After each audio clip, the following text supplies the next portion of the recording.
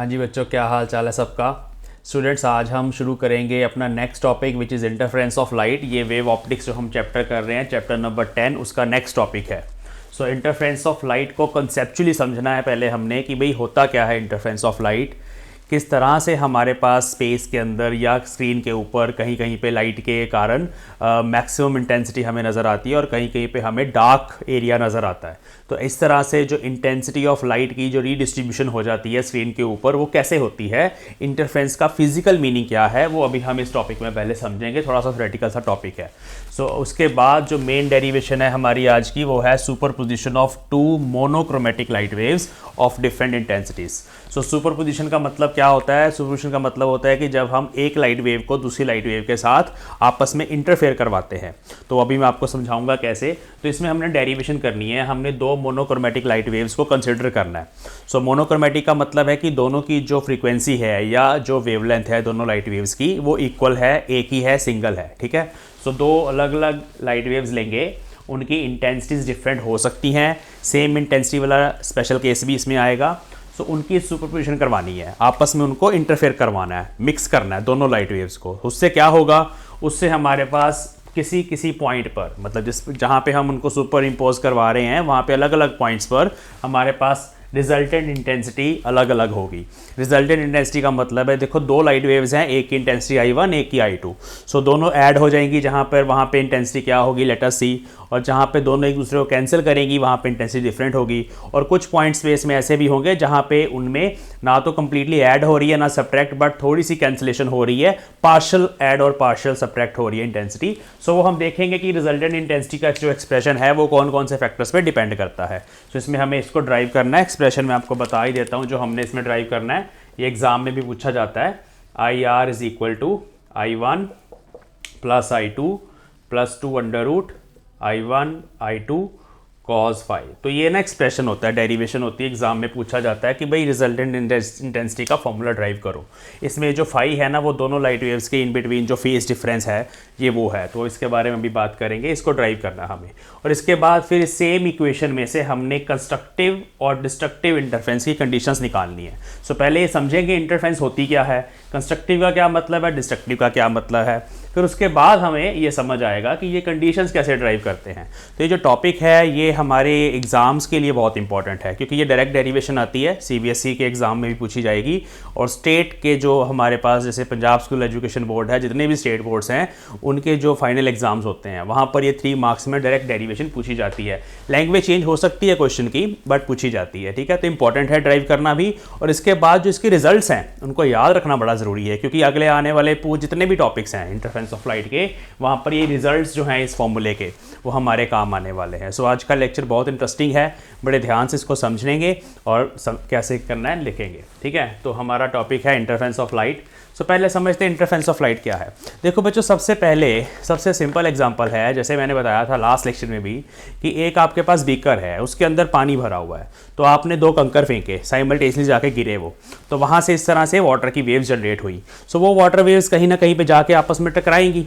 तो जब वो आपस में टकराती हैं तो वहाँ पे अलग अलग पॉइंट्स पे जो रिजल्टेंट एम्पलीट्यूड होता है वाटर वेव का, वो डिफरेंट होता है। इसको सिंपल मॉडल से समझो। देखो मान लो ये मेरे पास एक वेव है, उसका एक साइकिल है। ये वेव का साइकिल होता है ना, पता है ना आपको। तो यहाँ से शुरू हुआ, ये क्रेस्ट है हमारा, ये आप छोटी क्लास में पढ़ते हो, इसको ट्रफ बोलते हैं। तो ये हमारे पास वेव 1 है, जिसका एम्पलीट्यूड हमारे पास है A1, इंटेंसिटी है I1। अब मैंने इसको ऐड करा दूसरी वेव के साथ। अब जो दूसरी वेव है वो कैसी है? देखो बहुत सारी पॉसिबिलिटीज़ बनती हैं। हो सकता है दूसरी वेव बिल्कुल इसके साथ इन फेज़ हो। इन फेज़ का मतलब है जैसे जैसे ये इंक्रीज़ हो रहा है इसका एम्पलीट्यूड, वैसे वैसे दूसरी का हो रहा है। तो इन फेज़ का मतलब है जहाँ पे उसका 0 है ऊपर वाली वेव का, उसी पॉइंट पे इसका 0 है। तो ऐसे ही सेम सेंस में ही लाइक दिस। ठीक है, तो ये दोनों वेव जो है ना, इनको बोला जाता है दे आर इन फेज़।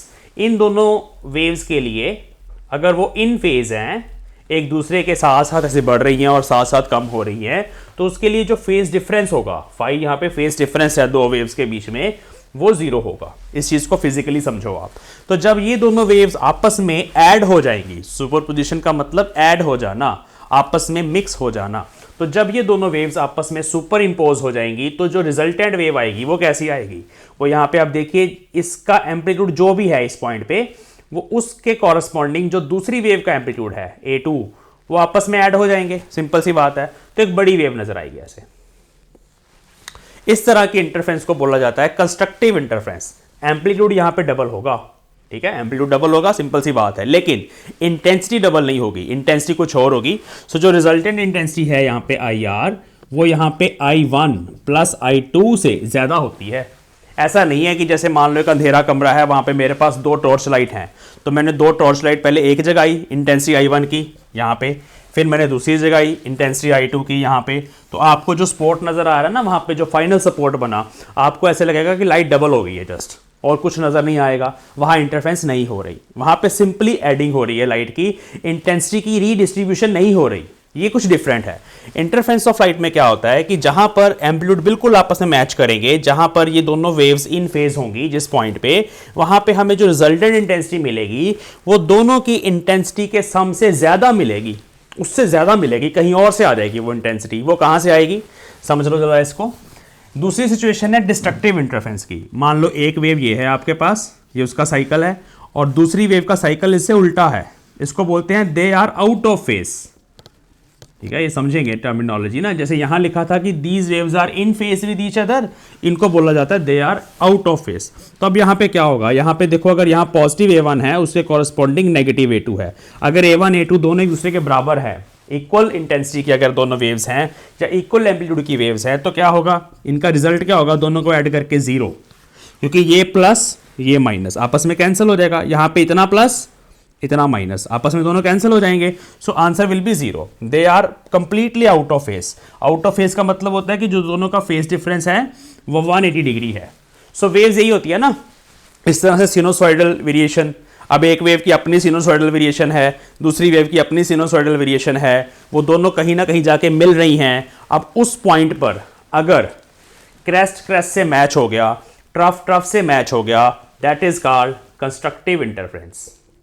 इसको बोलते हैं कुछ कंस्ट्रक्ट हुआ भाई, कुछ बना है वहां पे, कंस्ट्रक्टिव इंटरफेरेंस। ठीक है, और डिस्ट्रक्टिव इंटरफेरेंस क्या होती है, ट्रफ के कॉरस्पॉन्डिंग क्रेस्ट आ गया दूसरी वेव का, वो दोनों आपस में एक दूसरे से कैंसिल हो जाएंगे, तो that is called destructive interference. तो ये पहले समझना जरूरी है, डिस्ट्रक्टिव इंटरफेरेंस। तो क्या सर सिर्फ 2 ही केस होते हैं, कंस्ट्रक्टिव और डिस्ट्रक्टिव? नहीं, ऐसा नहीं है, ये 2 स्पेशल केसेस हैं। फाई की वैल्यू कुछ भी हो सकती है, जो फेस डिफरेंस है वो यहाँ पे 0 था, यहाँ पे 180 है, हो सकता है 90 डिग्री हो फेस डिफरेंस, हो सकता है 45 डिग्री हो किसी पॉइंट पे फेस डिफरेंस, हो सकता है फेस डिफरेंस 60 डिग्री हो। तो उस हिसाब से इस फॉर्मूले में वो फेस डिफरेंस फाइनली पुट करके हमें यहाँ पे दोनों इंटेंसिटीज को पुट करके रिजल्टेंट इंटेंसिटी उस पॉइंट पे मिलेगी। जरा इसको इस तरह से समझे, एक थोड़ा सा एक्सपेरिमेंट से आपको समझाते हैं, जो हमने नेक्स्ट लेक्चर में पढ़ना है उसको बोलते हैं YDSC।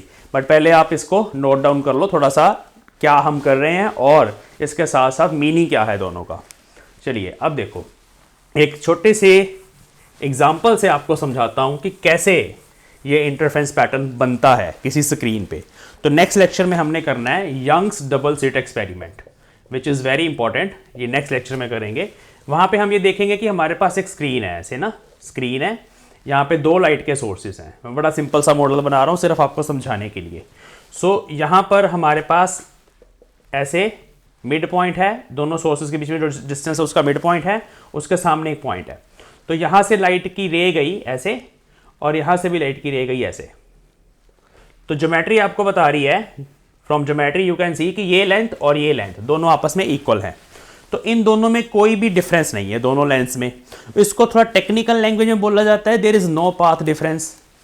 इन दोनों वेव्स में क्या है, there is no path difference. मैंने पहले बोला था कोई डिफरेंस नहीं है। किस चीज का डिफरेंस कह रहा हूं मैं, पाथ का। ये जो पाथ कवर किया है दोनों रेज ने, उनका कोई डिफरेंस है नहीं। तो यहां पे क्या होगा, मान लो दोनों वेव इकट्ठी ही जनरेट हुई हैं, साइमल्टेनियसली जनरेट हुई हैं। इस तरह के सोर्सेज को बोलते हैं कोहेरेंट सोर्सेज। ये आने वाले लेक्चर में हम और डिटेल में करेंगे कोहेरेंट सोर्सेज क्या होते हैं, उनकी प्रॉपर्टीज क्या होती हैं, कैसे बनाए जाते हैं, वो बाद में बात करेंगे।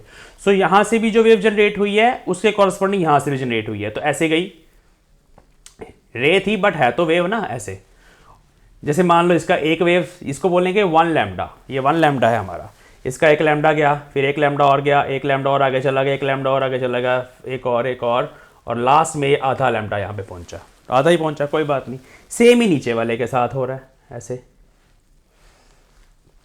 इसका भी आधा पहुंचा लास्ट में जाके, मतलब अगर उसका ट्रफ पहुंचा दूसरी वेव का भी उस पॉइंट पे ट्रफ पहुंच गया, तो यहां दोनों आपस में ऐड हो जाएंगे और यहां पे हमें मिलेगी ब्राइट एरिया। यहां जो एरिया होगा स्क्रीन का वो ब्राइट होगा, वहां पे आपको लाइट ज्यादा इंटेंसिटी की नजर आएगी। सो उसको बोला जाता है मैक्सिमा, मैक्सिमम बोल देते हैं या ब्राइट फ्रिंज बोल देते हैं। तो अब मैं लाइट से समझा रहा हूं। जो वट्टों वाली एग्जांपल मैंने आपको बताई थी कि अभी हमने पानी में जैसे कंकर फेंके थे, ऐसे वेव जनरेट हुई, किसी पॉइंट पे जाके ट्रफ से मिला तो वहां पे बड़ा एम्पलीट्यूड बनेगा। सेम चीज़ यहाँ पे है। तो अगर इस पॉइंट पे जाके दोनों वेव्स के ट्रफ मिले आपस में या दोनों के क्रेस्ट मिले, एक ही बात है, तो उस केस में मतलब इस पॉइंट पे इन दोनों वेव्स में कोई फेज डिफरेंस है नहीं, फेज डिफरेंस जीरो है। तो जब फेज डिफरेंस जीरो होता है वहां पे होती है कंस्ट्रक्टिव इंटरफेरेंस। कंस्ट्रक्टिव इंटरफेरेंस को बोला जाता है ब्राइट फ्रिंज। ये सारी टर्मिनोलॉजी आप में समझ लो कि कंस्ट्रक्टिव का मतलब होगा ब्राइट, कुछ बना है वहां पे, फ्यूचर ब्राइट होता है ना जब आप कुछ कंस्ट्रक्टिव काम करते हो, तो वो चीज़ है। अब अगर फाई की वैल्यू यहाँ पे हो जाए, यहाँ मैंने पुट करा था अभी 0 डिग्री, अगर फाई यहाँ पे 180 डिग्री हो जाए, मतलब एक वेव का पहुंचे ट्रफ दूसरी का पहुंचे क्रेस्ट, तो वहां होगी डिस्ट्रक्टिव इंटरफेरेंस। अब यहाँ पे ऐसा नहीं होगा इस पॉइंट पे, बट अगर मैं पॉइंट कहीं और ले लूँ, मान लो ये मैंने पॉइंट ले लिया जो मैंने क्रॉस लगाया, अब इस पॉइंट पे जो दो वेव्स पहुंची हैं उनका पाथ डिफरेंट है। देखो ये इसने इतना पाथ कवर किया यहाँ से लेकर यहाँ तक, थोड़ा छोटा है, और आप देख सकते हैं बाय ज्योमेट्री, सिंपल ज्योमेट्री, ये पाथ थोड़ा सा बड़ा है, ये पाथ थोड़ा सा छोटा है। मतलब अब इन दोनों वेव्स में कुछ पाथ डिफरेंस है, उस पाथ डिफरेंस को डेल्टा बोला जाता है, हम निकालेंगे आने वाले लेक्चर में। सो यहाँ पे जरूरी नहीं है कि दोनों के ट्रफ ही पहुंचेंगे या दोनों के क्रेस्ट ही पहुंचेंगे। हो सकता है यहाँ पे जो वेव ऐसे पहुंची ऊपर वाली और एक नीचे से पहुंची, उन दोनों का यहाँ पे ना ट्रफ पहुंचा ना क्रेस्ट पहुंचा, लेकिन जो भी वहां पे पहुंचा एम्पलीट्यूड उसमें फाई जो है वो 45 डिग्री है। हो सकता है ना 45, दो साइकिल ही तो है ना। जैसे मान लो एक ये वेव है और एक थोड़ी सी आगे बना देते हैं, यहां से शुरू कर लेते हैं ऐसे, तो इनमें कुछ डिफरेंस है, पार्ट डिफरेंस। सो यहाँ पे 45 पहुंचा, तो आप इस 45 डिग्री को यहाँ पुट कर दोगे, cos 45, वो आ जाएगा 1/√2। थोड़ा सॉल्व करेंगे, दोनों इंटेंसिटीज पुट करेंगे, वहां रिजल्ट इंटेंसिटी आएगी। 45 डिग्री कॉरस्पॉन्डिंग ना तो कंस्ट्रक्टिव इंटरफेरेंस होती है ना डिस्ट्रक्टिव होती है, कुछ और ही होता है। मतलब इंटेंसिटी मैक्सिमम भी नहीं होती, मिनिमम भी नहीं होती, लेकिन इन बिटवीन कुछ हो सकती है। सो डिस्ट्रक्टिव इंटरफेरेंस की कंडीशन है जब यहाँ पे फाई 180 डिग्री होगा। ये सारी कंडीशन हमने यहाँ पे अभी निकालनी है, ड्राइव करनी है।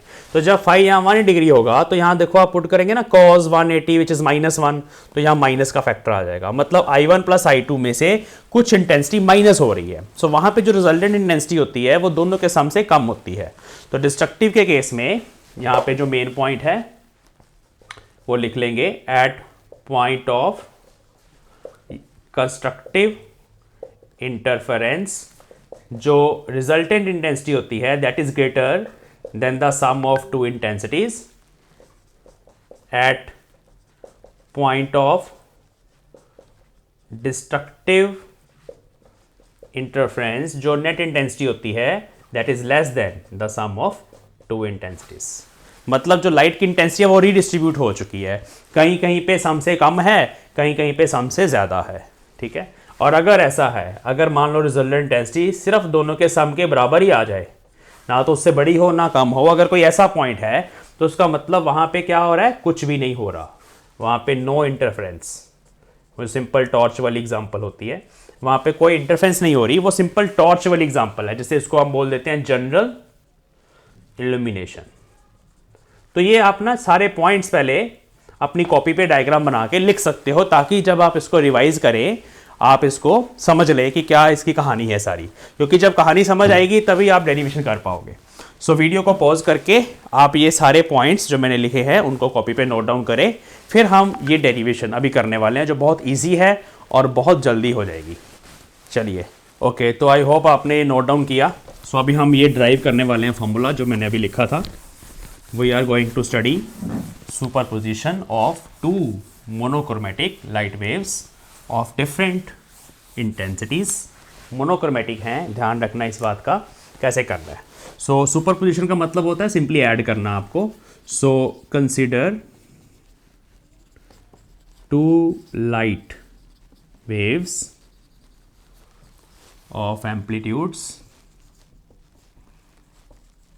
E01 and E02 of frequency omega. ठीक है, omega is the frequency at a point x is equal to 0. तो हमने ना स्पेस में पॉइंट ओरिजिन ले लिया, x इज इक्वल टू 0 पे लाइट की हमने इक्वेशन लिखनी है. So that is E1 is equal to E01 cos omega t minus phi 1. So this is the first equation to represent light wave, and second is E02 cos omega t minus phi 2. सो बच्चे यहाँ पे ना ये amplitudes होते हैं.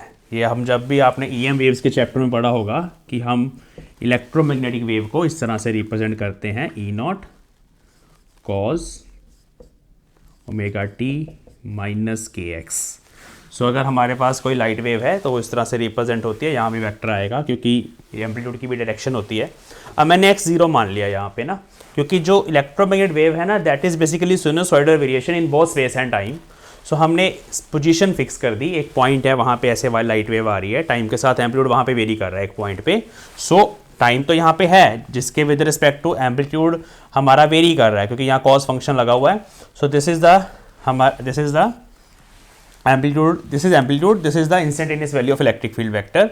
सो ये उस point पे हमारे पास E1 वेक्टर है जहाँ x0 है, ऐसे E2 वेक्टर है. यहाँ पे जो ओमेगा है x को 0 पुट करके हमारे पास ये इक्वेशन बन जाएगी.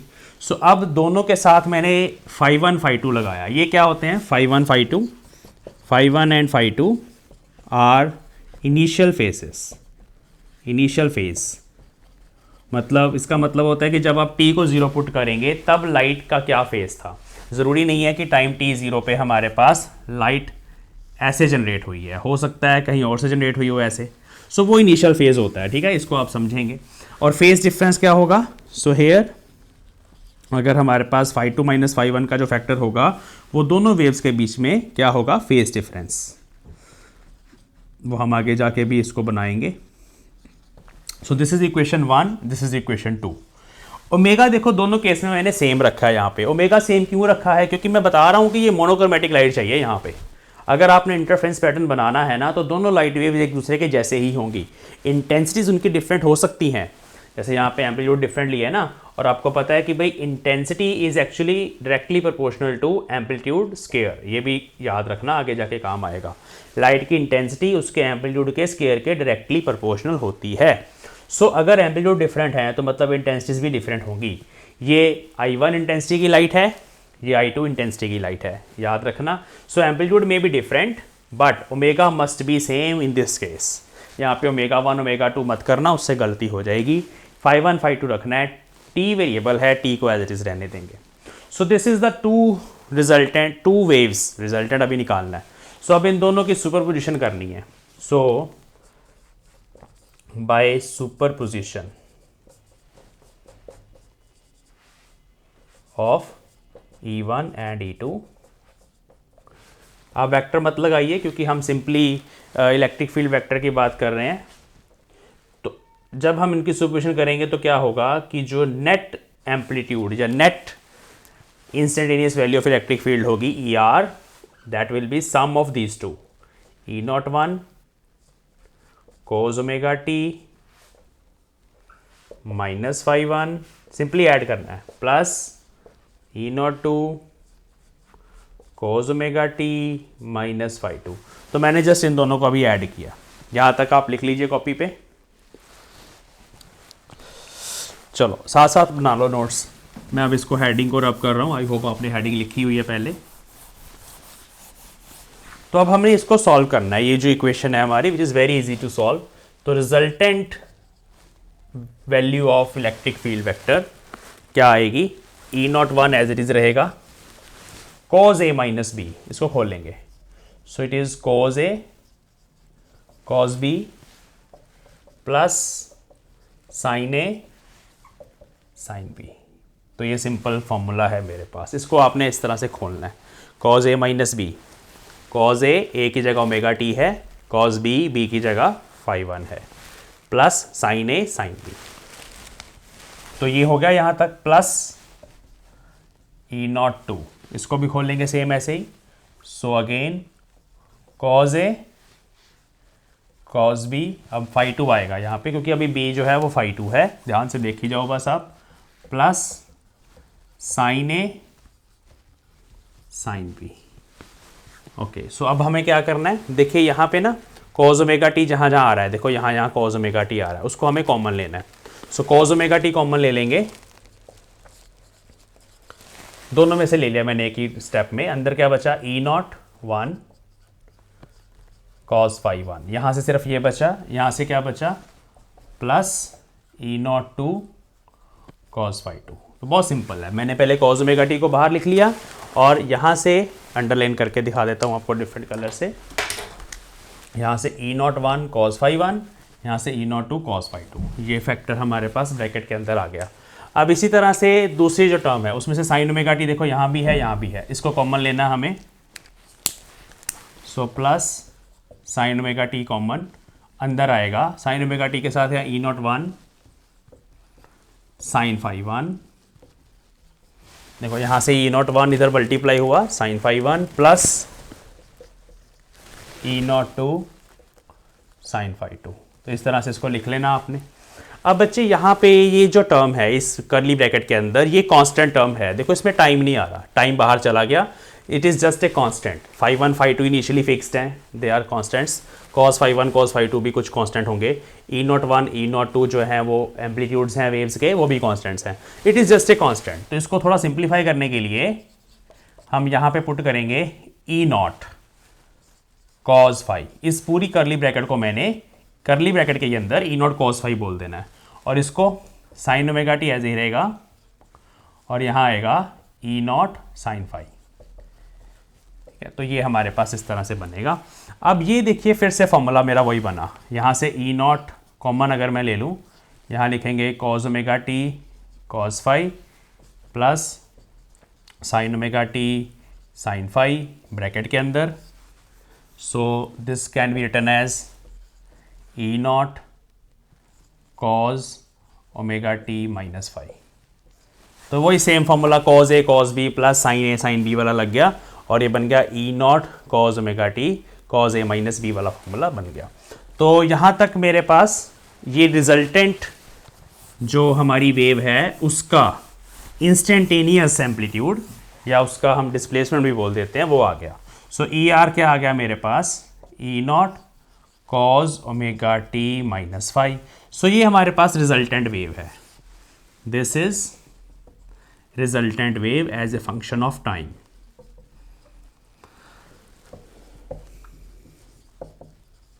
Eight x is equal to zero. तो X is equal to zero space के अंदर एक लोकेशन है, जैसे मान लो यहां पे ये x is equal to zero region है हमारा, पीछे से दो वेव्स आ रही हैं ऐसे, और टाइम के साथ वहाँ पे जो हमारा रिजल्टेंट एम्पलीट्यूड है वो वेरी कर रहा है, तो वो ये इक्वेशन से पता चलेगा हमें। फाई वहाँ पे दोनों के इन बिटवीन फेज डिफरेंस है। अब हमें फाई की टर्म्स में नेट इंटेंसिटी निकालनी है, वो कैसे निकालेंगे देखेंगे ध्यान से। हमने जो पुट किया था मैं अंडरलाइन कर रहा हूँ, इसको मैंने ये पुट करा, इस चीज़ को मैंने ये पुट करा, ऐसे एरो लगा देता हूँ ताकि आपको समझ आए। तो now we can find E naught. E naught क्या है, ये है रिजल्टेंट एम्पलीट्यूड जो हमें चाहिए, वहाँ से फिर इंटेंसिटी आएगी। रिजल्टेंट एम्पलीट्यूड, देखो बच्चे एम्पलीट्यूड होता है मैक्सिमम वैल्यू, ठीक है, वो वेरी हो रहा है टाइम के साथ, दैट इज करेक्ट, बट उसकी जो मैक्सिमम वैल्यू है उसको एम्पलीट्यूड बोलते हैं। So we can find E naught resultant amplitude from equations. अब वो इक्वेशंस लिखनी है पहले यहाँ पे जो हमने पुट करी थी। एक इक्वेशन है E not cos phi, this is equal to E not one cos phi one plus E not two cos phi two. एक ये इक्वेशन है, दूसरी ये है ई नॉट साइन फाई, ये जो मैंने पुट करा था, which is E not one sine phi one plus E not two sine phi two. So these are the two equations. यहाँ से ई नॉट निकालना है which is very easy to find, आप देखो कितना आसान है। ई नॉट निकालना क्या करेंगे, स्केयरिंग एंड एडिंग। तो आप देख लीजिए जब आप स्केयरिंग एडिंग करेंगे यहाँ बनेगा cos square phi plus sine square phi which is one, E not square common आएगा। So squaring and adding above equations,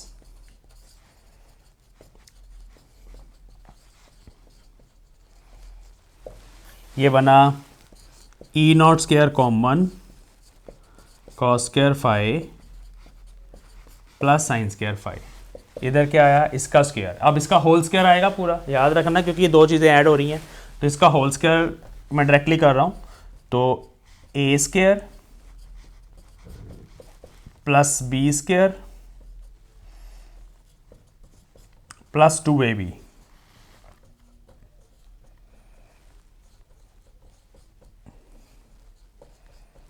जब मैं इस ब्रैकेट का स्क्वायर करूँगा, ए स्क्वायर ये रहा, बी स्क्वायर ये रहा, प्लस 2ab, दोनों को मल्टीप्लाई करके मैंने ये लिखा।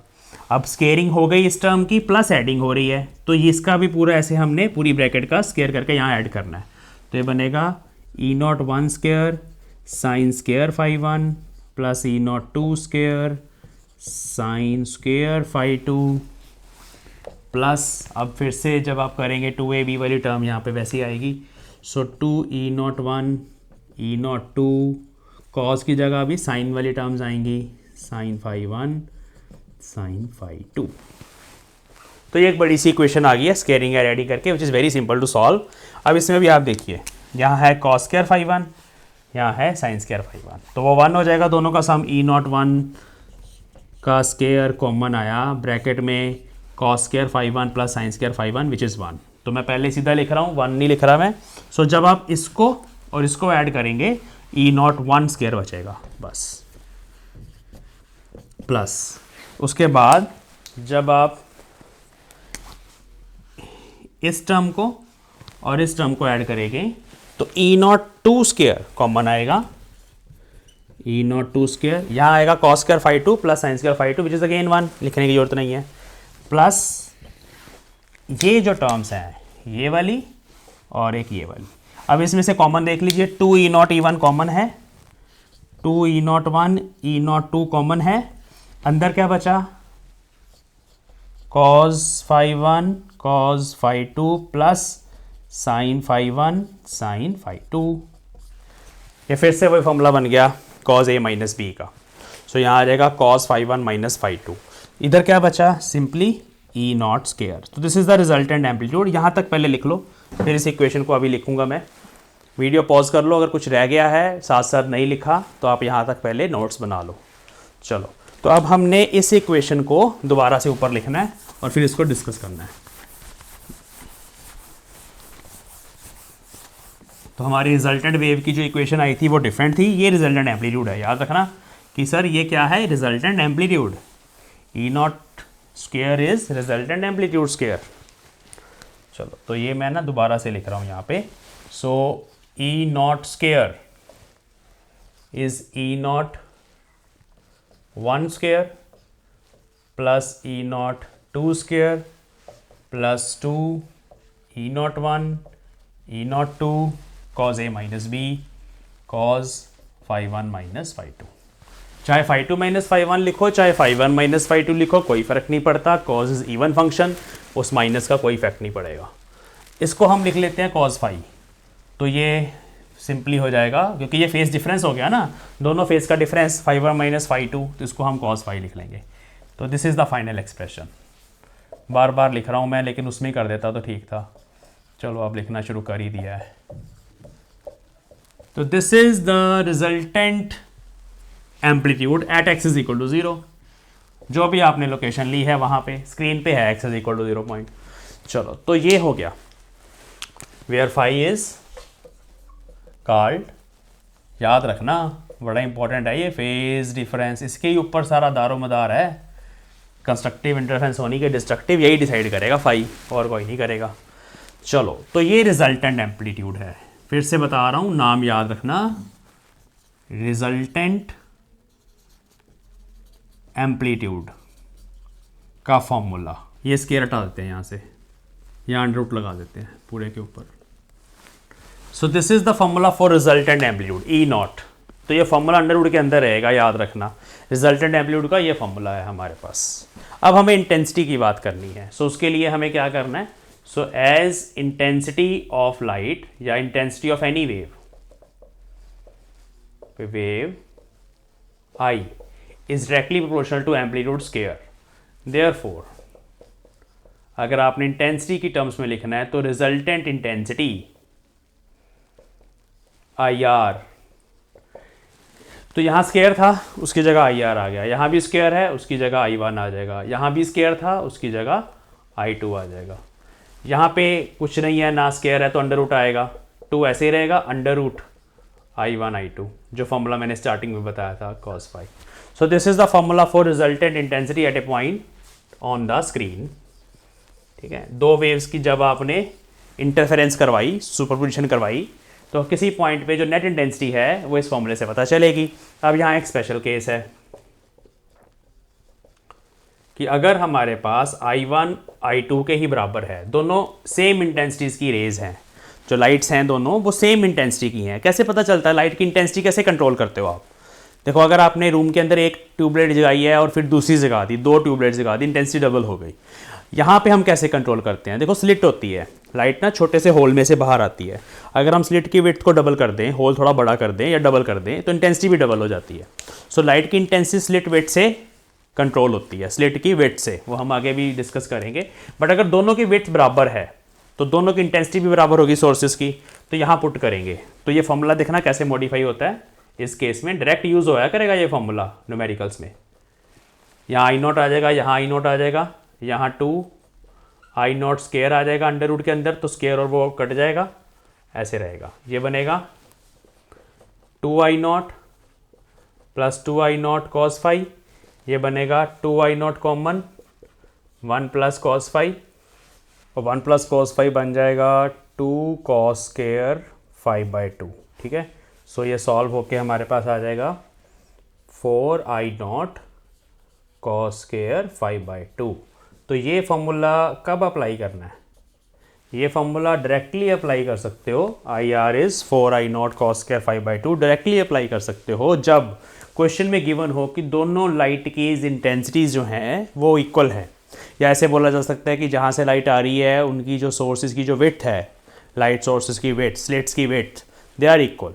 अगर एम्पलीट्यूड इक्वल बोला है तब भी इंटेंसिटी, एम्पलीट्यूड, स्लिट विड्थ सब कुछ इक्वली रिलेटेड है।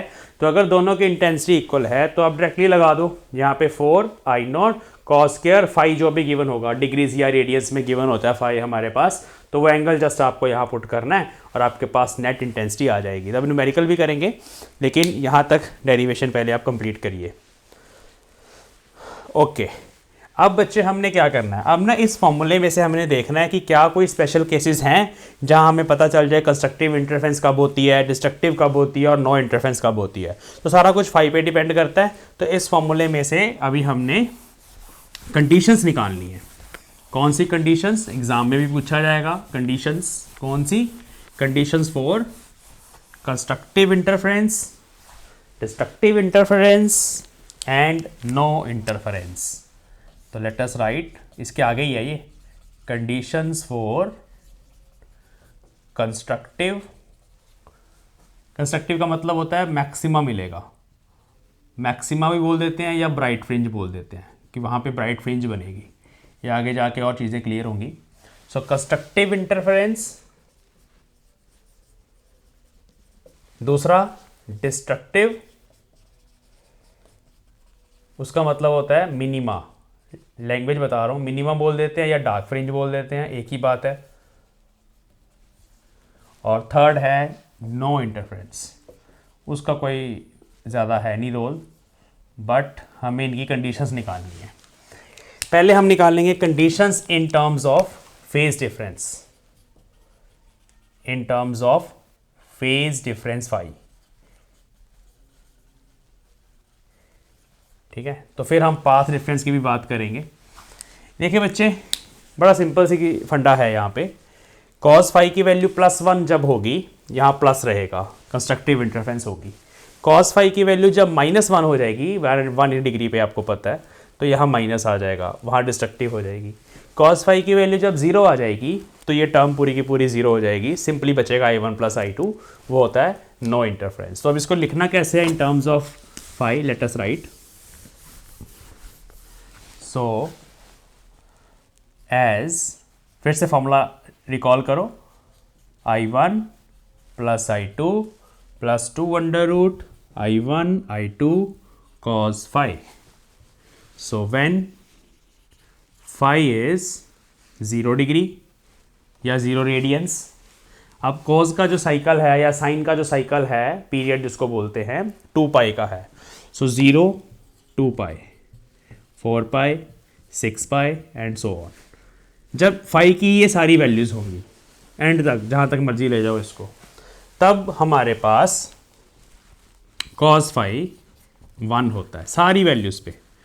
That is when phi is equal to 2n pi. अब ये सारा कुछ हमने इकट्ठा करके लिखना है एक ही टर्म के अंदर, तो हमने 2n पाई बोल दिया. Where n starts from 0 1 2 up to infinity. So when phi is equal to 2n pi, then cos phi is 1, then IR is I1 plus I2 plus 2 under root I1 I2. तो this is constructive interference.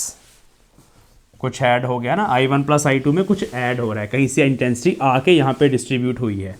So this is constructive interference.